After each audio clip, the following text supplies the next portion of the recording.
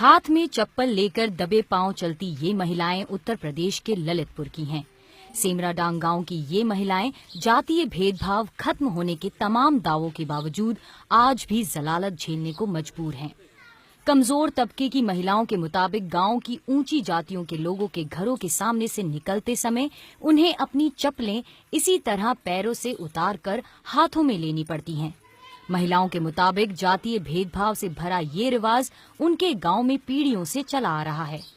हम लोग जैसे आते हैं तो बड़े आदमी की द्वारी में निकलते हैं, सब चप्पलें उतार के निकलते हैं। और जो ऊंची जाति की महिलाएं हैं वो बेओर नहीं निकलती हैं, बेपैर के निकलती हैं। बड़े आदमी के घर से निकलते हैं तो चप्पल लेते हैं, हाथ में परंपरा है।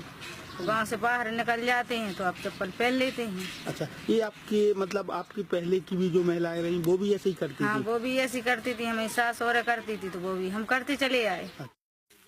पीड़ित महिलाओं के मुताबिक ये अपमानजनक रिवाज सिर्फ उनके गांव में ही नहीं बल्कि आसपास के कई गांवों में भी ऐसा ही होता है, लेकिन दबंग जातियों के डर से कोई इसका विरोध नहीं करता। अगर कभी किसी ने विरोध करने का हौसला दिखाया तो उसे धमकाया और अपमानित किया जाता है। चप्पल पैर के निकलते हैं, सो नाराज होते हैं बड़े आदमी, इसलिए हम हाथ में लेके पानी मानी जात तो हाथ में लेके। यूपी के जिस ललितपुर जिले में ये शर्मनाक रिवाज जमाने से चला आ रहा है, उसके आला प्रशासनिक अधिकारी इससे पूरी तरह बेखबर हैं। वो अपनी जिम्मेदारी से ये कहते हुए पल्ला झाड़ लेते हैं कि उन्हें अब तक ऐसी कोई शिकायत ही नहीं मिली। देखिए, इस संबंध में मुझे लगभग यहाँ पर मैं 1 साल 5 महीने से हूँ, लेकिन अभी तक कोई इस संबंध में शिकायत नहीं हुई।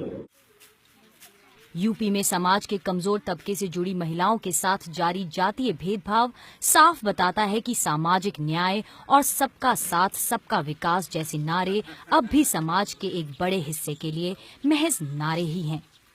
उत्तर प्रदेश के ललितपुर से अजय झा के साथ ब्यूरो रिपोर्ट, हिंद किसान। व्हाट्सएप पर हिंद किसान वेब चैनल देखने के लिए 7683020370 पर मिस्ड कॉल दें।